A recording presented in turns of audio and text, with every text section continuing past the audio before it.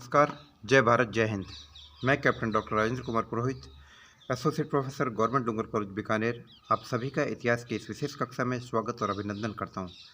विद्यार्थियों, मेरी आज की कक्षा महाराजा गंगा सिंह विश्वविद्यालय बीकानेर की बीए पार्ट प्रथम के विद्यार्थियों के लिए, और इस श्रृंखला के अंतर्गत विद्यार्थियों, मैं आपसे बात करूँगा एक ऐसे विषय के बारे में जिसका प्रवर्तन मैंने पिछले सप्ताह में किया था, और उस वक्त मैंने आपसे कहा था कि आगे आने वाली कक्षा में मैं इस टॉपिक को फिर से आगे बढ़ाऊंगा।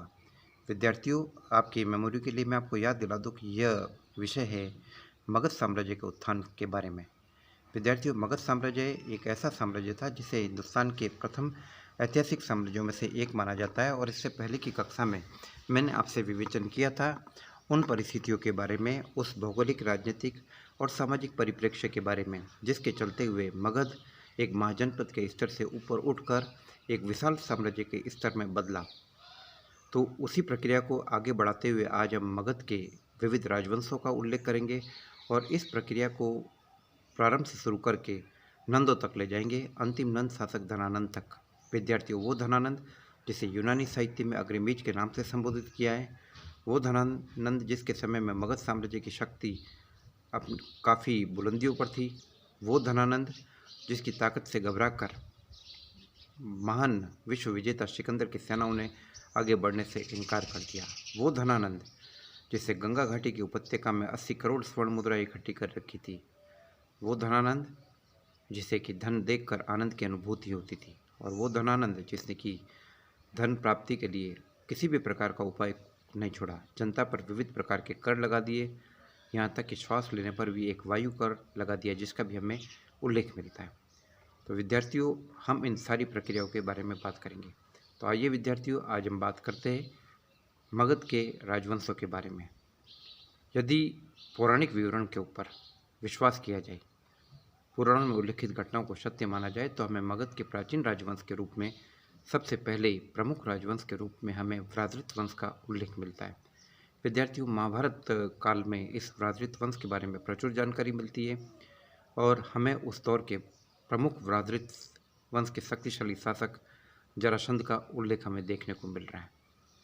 विद्यार्थियों, मगध साम्राज्यवाद की प्रवृत्ति ऐसी थी कि यहाँ के शासक एक राट कहलाते थे, और जैसे कि ऐत्रेय ब्राह्मण में लिखा है, ऐत्रेय ब्राह्मण इस बात का उल्लेख करता है कि प्राच्य दिशा यानी पूर्व दिशा के शासक एक राट कहलाते थे, और वे ज़्यादा से ज़्यादा शक्तिशाली होने में यकीन करते थे।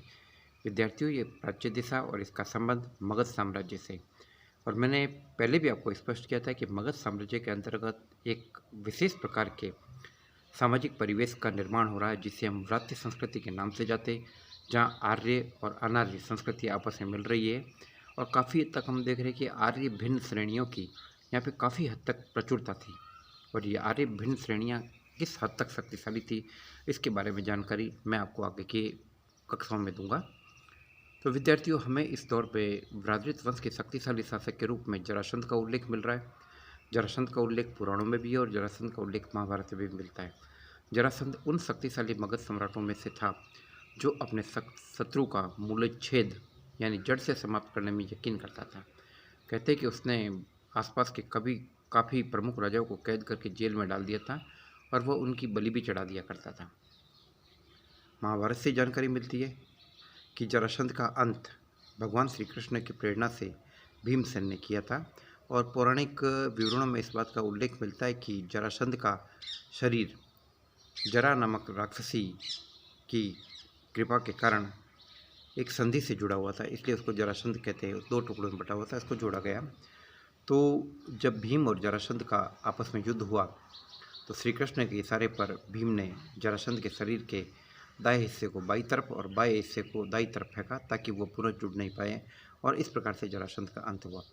जरासंध के बाद हमें व्रातृत राजवंश के कई और राजाओं का उल्लेख मिलता है, सोमाधि और कई अन्य राजाओं का उल्लेख मिल रहा है, और इसके बाद हमें पुलिक राजवंश का भी उल्लेख मिल रहा है।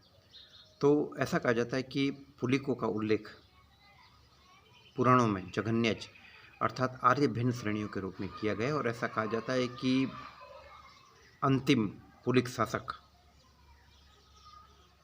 राजा बालक, जिसका उल्लेख कुमारसेन के नाम से मिलता है, और उसकी हत्या उसके सेनानी श्रेणीय भट्टिय ने करवाई थी।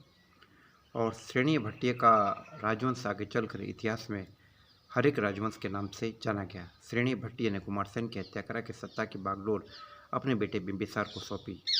और बाणभट्ट के हर्ष चरित्र में भी हमें इस घटना का उल्लेख मिलता है कि किस प्रकार से कुमारसेन की हत्या किसी मेले के दौरान मांस की बिक्री से उत्पन्न विवाद को लेकर उस दौरान हो गई थी। तो हमें इस प्रकार की बातों का उल्लेख इन ग्रंथों में मिल रहा है। लेकिन विद्यार्थियों, जहाँ तक मगध के प्रथम ऐतिहासिक राजवंश की बात की जाए तो मगध के प्रथम ऐतिहासिक राजवंश के रूप में हमें हरेक वंश का उल्लेख मिलता है। वो हरेक वंश जिसके सबसे प्रमुख शक्तिशाली शासक के रूप में, सबसे पहले प्रमुख शक्तिशाली शासक के रूप में हमें बिंबिसार का उल्लेख देखने को मिल रहा है। बिंबिसार के नेतृत्व में मगध ने साम्राज्यवाद को एक नवीन रूप प्रदान किया। और बिंबिसार इस बात को अच्छी तरीके से जानता था कि यदि मगध का विस्तार करना है तो एक साथ दुश्मन पैदा नहीं किए जा सकते, बल्कि धीरे धीरे करके मगध की शक्ति को बढ़ाना होगा। और इसके लिए उसने वैवाहिक संबंधों की नीति को अपनाया। मगध के पड़ोस में मगध को जो सबसे ज़्यादा शक्तिशाली खतरा अपने पास की तरफ था, तो वो खतरा कौशल से था। और उस वक्त कौशल महाजनपद की ताकत काफ़ी मजबूत थी और कौशल का शक्तिशाली शासक महाकौशल इस वक्त कौशल जनपद की बागडोर को संभाले हुए था। बिंबिसार ने कुशलतापूर्वक राजनीति का अनुकरण करते हुए वैवाहिक संबंधों की नीति को अपनाया और उसने महाकौशल की बेटी कौशल देवी के साथ विवाह कर लिया। तो इस विवाह के परिणाम स्वरूप जहाँ मगध को एक तरफ कौशल की मित्रता हासिल हुई, वही दूसरी तरफ कौशल के राजा महाकौशल ने कौशल देवी को दहेज के रूप में काशी का जनपद प्रदान किया। वो काशी जिसकी आय लगभग 1 लाख थी उस वक्त सालाना। यह काशी कौशल देवी को दहेज में नाहन चूर्ण के रूप में प्रदान किया गया। तो काशी का इलाका प्राप्त होने से मगध की ताकत को बढ़ी। इसके बाद बिंबिसार ने वैवाहिक संबंधों की नीति को और आगे बढ़ाया और उसने ये देखा कि मगध की जो राजधानी है गिरिवज्र, वो वज्जियों के हमले से सुरक्षित नहीं है और वहाँ लगातार वज्जियों के हमले होते रहते थे। और हमें इस बात की जानकारी मिलती कि एक बार तो वज्जियों के हमले के कारण पूरे नगर के अंदर आग लग गई। तो ऐसी स्थिति में बिंबिसार ने अपनी राजधानी तो परिवर्तित की ही, गिरिवज्र से राजधानी हटाकर एक नवीन राजधानी राजगृह का निर्माण किया गया, जो शत्रुओं के हमले से विशेष रूप से सुरक्षित थी। और इसके साथ ही साथ भौगोलिक रूप से अपनी राजधानी को सुरक्षा प्रदान करने के साथ ही साथ बिंबिसार ने वज्जी संघ के प्रधान चेटक की बेटी चेलना के साथ भी विवाह किया। तो चेलना के साथ विवाह के परिणाम स्वरूप मगध वज्जियों के हमले के संकट से भी मुक्त हो गया।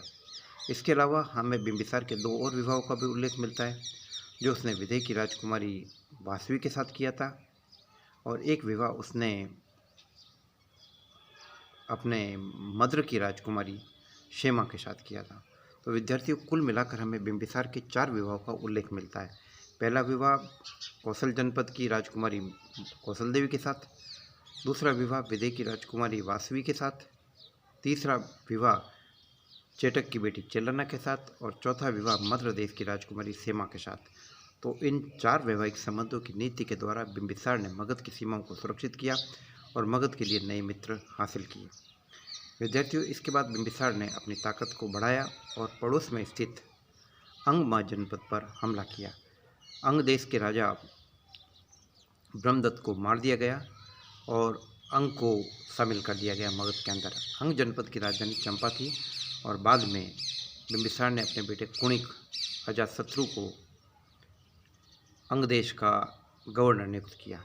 विद्यार्थियों, अंग जनपद की राजधानी चंपा उस वक्त काफ़ी महत्वपूर्ण थी और यदि प्रमुख बौद्ध जातक गुत्तिल जातक पर यकीन किया जाए तो यह माना जा सकता है कि चंपा की गिनती उस दौर के 6 बड़े बड़े नगरों में होती थी। 6 बड़े बड़े व्यापारिक केंद्रों में चंपा नगरी का नाम था। जो भी हो, तो चंपा और अंग मिलने से मगध की ताकत काफ़ी बढ़ी।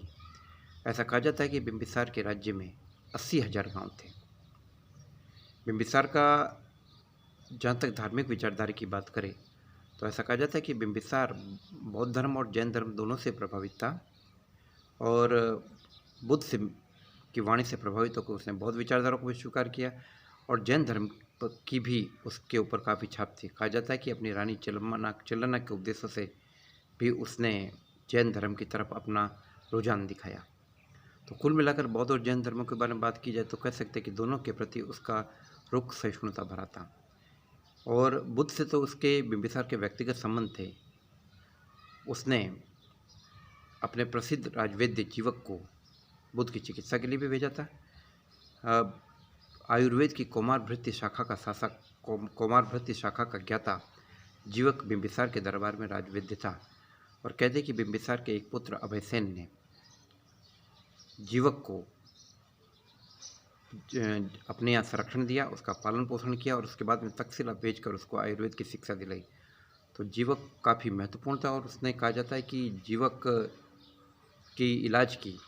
के उपचार की इतनी ज़्यादा ख्याति थी कि साहित्यिक विवरणों में इस बात की जानकारी मिलती है कि लोग जीवक के पास आते थे और ये कहते थे कि हे महान आयुर्वेदाचार्य, हे महान चिकित्सक, आप हमारी बीमारियों का निदान कर दो, बदले में जीवन भर हम आपकी गुलामी करने को तैयार हैं। बिंबिसार ने इसके अलावा आसपास के शासकों से फिर अच्छे संबंध रखने की नीति अपनाई और गंधार का राजा पुष्कर सारिन वो भी उसका मित्र था और अवंती के शासक चंद्रप्रद्योत के साथ भी उसने अच्छे संबंध कायम करने का प्रयत्न किया। तो कुल मिलाकर हम देखते हैं कि बिंबिसार एक ऐसे किरदार के रूप में उभर कर सामने आता है जिसने कि मगध की ताकत को अपनी चरम सीमा पर पहुंचाया। विद्यार्थियों, अभी मैंने आपसे बात की बिंबिसार के नेतृत्व में मगध साम्राज्यवाद के विस्तार के बारे में। इससे आगे की कक्षा में आपसे बात करूंगा कि किस प्रकार से शक्तिशाली शासक अजातशत्रु के नेतृत्व में मगध अपनी उन्नति की चरम सीमा तक पहुंचता है और किस प्रकार से अजातशत्रु मगध के रास्ते में आने वाली रुकावटों को हटाकर मगध के निर्विवाद विकास का रास्ता तैयार करता है। जय भारत, जय हिंद।